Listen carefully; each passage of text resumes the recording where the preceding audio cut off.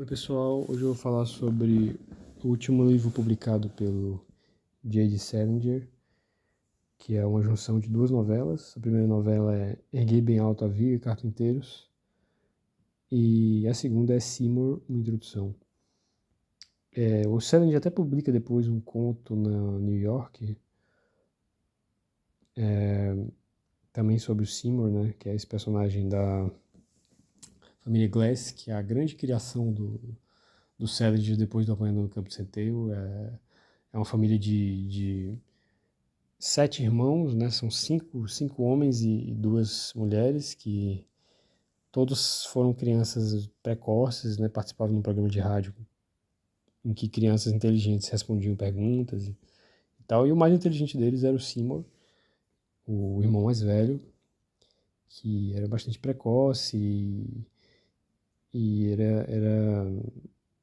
entrou na faculdade bem cedo, com 14 anos, e com 20 anos já era professor da faculdade. E ele era uma espécie de santo, assim, era encarado como um santo, assim, pelos irmãos, principalmente pelo irmão que era mais próximo dele, que era 2 anos mais novo, que é o Bud Glass, que vai ser o narrador dessas duas novelas aqui. Né? O Seymour vai aparecer também no Em Dia Perfeito para Peixe de Banana, né? Que vai... Eu não vou dar spoiler, mas vai narrar um fato bem importante da vida dele, que é o primeiro... Um Dia Perfeito para Peixe de Bananas é o primeiro conto de 9 histórias, né? É um livro que eu já resenhei aqui pro canal. Inclusive, eu recomendo que seja seguido assim, essa ordem para acompanhar melhor as histórias dessa família. Primeiro, Apanhador do Campo Centeio, né, que não tem uma ligação assim, direta com a família Glass. Pelo menos que eu me lembre, não tem nenhum personagem de Apanhador do Campo Centeio que aparece nessas histórias posteriores. Mas enfim, mas eu acho que é importante seguir pelo menos essa ordem. 9 histórias, depois Fran e Zoe, também já resenhei aqui pro canal, e depois é o livro que eu tô resenhando agora, que é Erguei Bem Alto a Viga, Carpinteiros e Seymour, uma introdução. A primeira novela, a primeira dessas novelas, eu vou chamar só de Carpinteiros, o irmão, o Bud, vai narrar o dia do casamento do Seymour. Em Dia Perfeito para o Peixe de Bananas aparece a noiva dele, e aqui a gente vai acompanhar um pouco da tem algumas passagens do diário do Seymour, que em determinado momento o Bud vai achar o diário dele e vai ler algumas passagens. É interessante ver a relação entre o Seymour e a noiva dele, que em Dia Perfeito para o Peixe de Bananas eles parecem muito distantes. E é interessante ver esse começo aqui nesse livro bastante posterior ao conto, né? Acho que foi publicado coisa de 10 anos depois. É bem engraçado essa novela. É uma das melhores. É fácil falar isso porque o Sérgio tem poucas obras, mas eu vou falar que é uma das melhores obras dele. Né? Eu acho que depois de Apanhador do Campo Centeio, que pra mim é disparadamente a mais interessante, é um dos meus livros preferidos, se não o preferido. Mas depois eu colocaria esse aqui, Erguei Bem Alto a Viga, Carpinteiros. Também gosto muito de Perfeito para Peixe Banana. Mas eu acho que é o segundo. É uma história muito engraçada, assim, leve. Você lê assim rapidamente e os personagens são interessantes porque o único. A única pessoa que vai, por parte do Seymour, né? A única pessoa da família do Seymour que vai pro casamento é o Bud. O resto são todos da noiva dele, que é a Muriel. E eu não vou dar spoiler, porque é uma história tão curta, né? Que qualquer coisa vai ser um spoiler, né? Mas eu recomendo demais, é muito bom. Depois eu vou ler algumas das melhores passagens que não vão ser spoiler, né? Mas agora falando de Seymour, uma introdução, é praticamente um ensaio do Bud sobre o Seymour, né? Não tem exatamente um enredo. E aí acaba tendo muitas digressões, é arrastado. Eu acho, das obras que eu não li os contos que saíram assim, separadamente em revistas, né? Mas eu li todos os livros, né? Tudo que foi publicado no formato de livro pelo Salinger, eu li, que são só esses quatro, né? E eu, de tudo que está nesses 4 livros, o pior que eu achei foi Seymour, uma introdução. O que não quer dizer que seja ruim, mas É muito arrastado algumas partes. Tem momentos interessantes, sim, né? Que ele vai também... Vai falar de alguns episódios da vida do Seymour e é uma figura que desperta, assim, essa curiosidade. Mas, assim, é difícil realmente enxergar ele como realmente uma pessoa. Ele parece muito mais um santo, uma pessoa de verdade. Ele parece muito mais um santo, assim. Mas é bonito ver essa relação do Bud com o Seymour lá em Alguém Bem Alta Viga, Carpinteiros. Ele defende o irmão, ele tá sempre tranquilo, assim, relativamente tranquilo, assim, durante a conversa mais com os parentes lá da noiva, mas quando começam a falar mal do irmão, ele realmente reage, assim, em determinado momento. E é muito bonito ver isso aqui em Seymour, na introdução, e também em Carpinteiros. Eu vou ler aqui algumas das melhores passagens, sem entrar em spoiler. Aqui é um comentário que o Seymour faz sobre o Bud, porque ele começa a ler o diário do... Na verdade, eu nem sei, eu não tô nem lembrando se isso aqui é uma parte do diário, mas é um comentário que o Seymour faz pro Bud. É isso mesmo, acho que... Ou foi uma carta que ele mandou, enfim. Acho que foi uma carta. Uma das poucas coisas no mundo, fora o próprio mundo, que ainda me entristecem todo santo dia, é a consciência de que você fica transtornado se a Bubu... Bubu é uma irmã deles, que inclusive aparece em um dos contos de 9 histórias, aparece no conto lá no bot, ou o Walt, que é o outro irmão, que também aparece. Aparece, na verdade, ele é mencionado, né? Ele não aparece mesmo. É mencionado em um dos contos de 9 histórias. É muito legal quando ele vai colocando assim aos poucos esses personagens em diferentes contextos, né? Você fica transtornado se a Bubu ou o Walt te dizem que você está dizendo alguma coisa que soa como eu. Você meio que encara como uma acusação de pirataria, um pequeno golpe contra a tua individualidade. Será tão ruim o fato de que às vezes um de nós soa como o outro? A membrana é tão fina entre nós dois, será que é tão importante a gente ter sempre em mente o que é de quem? Naquela vez, 2 anos atrás, quando eu fiquei fora um tempão, consegui verificar que você e o Z somos irmãos há pelo menos 4 encarnações, quem sabe até mais. Será que não há uma beleza nisso? Para nós, será que a nossa individualidade não começa exatamente no ponto em que a gente confessa nossas conexões estreitíssimas e aceita a inevitabilidade de usar as piadas, os talentos e as imbecilidades dos outros? Interessante isso aqui porque é uma ideia que passa muito assim pela segunda parte da obra do Salinger, né? Depois de Apanhando no Campo de Centeio, quando ele já tem muita essa influência das religiões orientais, do budismo, essa coisa de negar muito a individualidade, assim, né, a Franny, que é a personagem de Franny Zoe, critica muito a crise pela qual ela está passando no livro, é muito essa rejeição do ego, e aqui é um pouco essa ideia também, tipo, por que é tão importante, assim, saber de quem foi que inventou a piada, por que o irmão não pode utilizar também, né, os dois estão tão próximos um do outro, assim. Então é interessante acompanhar. Isso é interessante também porque o Salinger não tinha irmão, ele tinha uma irmã só, acho que a irmã mais nova, né, que não era no mundo da literatura,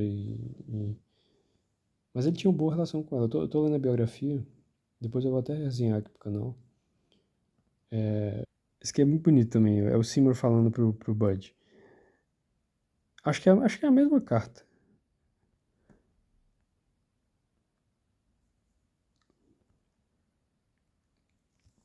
Se você lembrasse ainda antes de sentar para escrever que você era leitor, já bem antes de ser escritor. Você simplesmente fixa esse fato na cabeça, então fica sentado bem quietinho e se pergunta, como leitor, que obra literária no mundo todo Bud Glass ia mais querer ler se pudesse escolher a contento? O próximo passo é terrível, mas tão simples que eu mal posso acreditar nele enquanto escrevo. Você simplesmente senta e desavergonhadamente escreve você mesmo a tal coisa. Não vou nem sublinhar isso, é importante demais para ser sublinhado. Ah, tenha essa coragem, Bud. Confie no teu coração. Você é um artesão competente. Ele nunca ia trair você. Boa noite. Eu estou me sentindo bem mais empolgado do que devia agora, e um pouquinho dramático, mas acho que daria quase tudo nesta terra para te ver escrevendo algum algo qualquer. Um conto, um poema, uma árvore que viesse de verdade, verdadeira do fundo do teu coração. É interessante isso aqui porque o verdadeiro incentivo do Salinger, né, para os escritores, porque dá para perceber na biografia dele como ele respeitava assim quem tentava entrar em contato com ele, não assim buscando orientação na vida e pela crise espiritual que estava passando, crise moral, mas essa questão de escrever. Ele tem uma jornalista que ele tentou entrar em contato com ele, mas ela também menciona que é escritora. Aí ele se encontra com ela, ele sai da cabana lá onde ele morava, no meio do mato. E aí, quando ele vai encontrar com ela tenta perguntar as coisas que um jornalista perguntaria, se ele está escrevendo, se ele sobre o que é o novo livro e tal, mas ele não quer responder nada disso, ele só pergunta sobre o que ela escreve. Aí ele diz que ela escrevia bem, né, no que ela tinha escrito para ele. E ele tenta incentivar ela a escrever, dizendo que o trabalho dela como jornalista não é bom para a escrita dela, não vai ajudar a se desenvolver como escritora. É também interessante porque eu assisti um filme recentemente que foi traduzido para o português como um ano em Nova York, uma coisa assim. Mas o título em inglês é My Salinger Year, que é uma moça, um jovem, né, que vai trabalhar em Nova York na, na agência literária, alguma coisa assim, que trabalha para o Salinger, né, que é contratada pelo Salinger. E aí a diretora lá que tem um contato com o Salinger, um contato direto com ele, e essa menina que vai trabalhar lá como uma funcionária que não tinha muita importância, assim, né, não tinha uma função muito alta lá, né, mas ela respondia, ela recebia as cartas dos fãs do Salinger, e aí ela era obrigada a responder de uma forma bem, assim, ríspida, né? Tipo, o Salinger não tem interesse em responder suas cartas. E isso nos anos 90, né? Já era muito depois da fama dele. Quer dizer, continuava tendo bastante fama, eu digo assim, desde o início da fama dele, né? Mas aí no filme, e o filme é baseado num livro, né? Então, um livro contando as experiências reais dessa moça nessa agência, né? E aí ela conversava, o Salinger às vezes ligava para o número dela, querendo falar com a chefe dela, né? Que era a diretora lá dessa agência. E, e o Salinger conversava com ela sobre escrita, né? Ele geralmente era tão, assim, impaciente com as outras pessoas, não queria, né, ter contato, não queria proteger o trabalho dele e tal, mas ele ficava conversando com ela sobre a escrita, porque ela dizia que era escritora também, e ele tinha essa coisa de ficar incentivando e tal. Vou ler mais alguma passagem.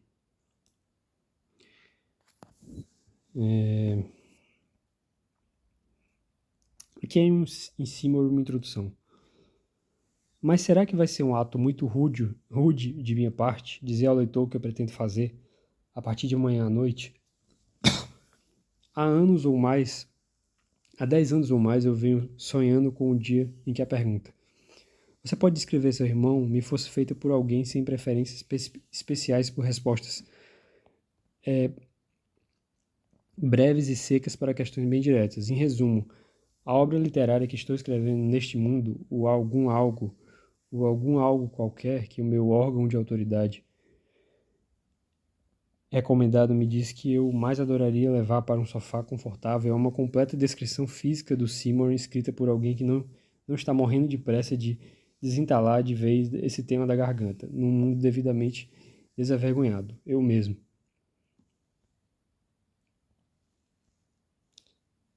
Ou seja, aquilo que o Seymour estava sugerindo para o Bud, né, tipo, o que você gostaria realmente de ler, né? Então, o livro que você gostaria de ler é o livro que você deveria escrever. Então, e aí o Bud está respondendo, muitos anos aqui depois da morte do Seymour, que é tipo 10 anos depois da morte, mais que isso até. Acho que é mais ou menos isso, uns 10 anos da morte do Seymour. Ele está respondendo que o livro, né, que ele queria escrever, que ele queria ler, é um livro que descrevesse o Seymour, né? É o livro que ele está escrevendo, né, que é justamente Seymour, uma introdução. E isso explica um pouco porque o livro não é tão bom.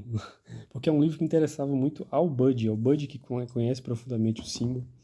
Não interessa tanto a gente, né? Por mais que os leitores, tenhamos visto assim, um pouco do Seymour, né, em Um Dia Perfeito para Peixe e Banana e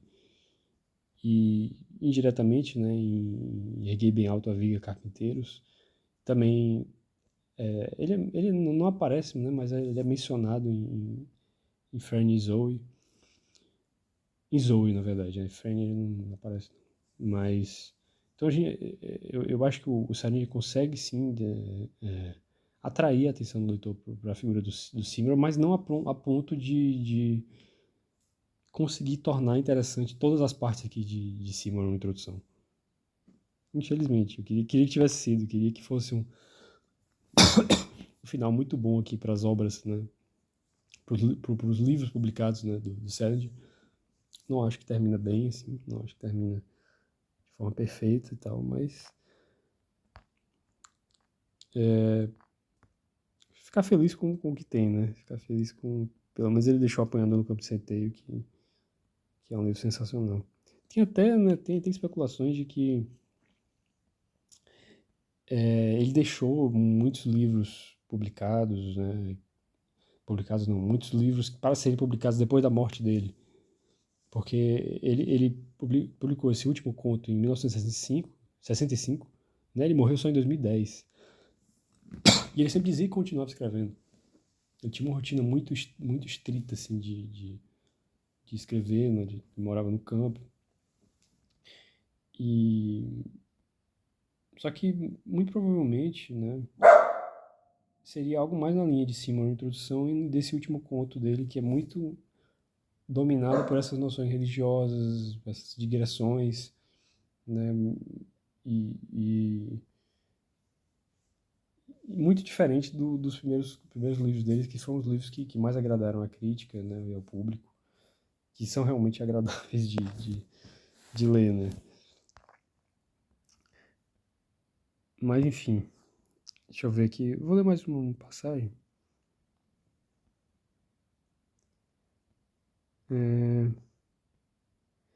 Esqueci uma passagem curta.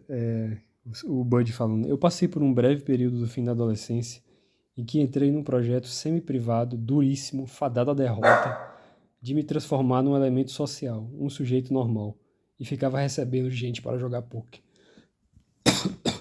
Eu achei engraçado isso aqui porque o Bud se tornou um recluso, né? Como ele é um alter ego do Salinger. E lá na biografia fala realmente que quando ele era jovem, né, em torno de uns 20 anos, ele tinha muito esse hábito também de sair para jogar poker, jogos de cartas. E aí tem esse comentário aqui do Bud bem engraçado. Mas é isso, pessoal. Recomendo o livro. Como eu disse, não gostei tanto de cima da introdução, mas Erguei Bem Alto a Viga Carpinteiros é muito bom. E acho que vale a pena conhecer sim, em cima da introdução. Para quem gostou dos livros anteriores, desculpa a condição aqui da ficar só tossindo, mas eu queria fazer a resenha logo, porque se passa muitos dias eu acho que acaba perdendo um pouco a fio da meada mesmo. Então é isso, pessoal. Para quem gostou do vídeo, dá um like, se inscreve no canal. Comentem aqui se vocês gostaram desse livro, quais são os preferidos do Salinger. E até a próxima resenha, pessoal.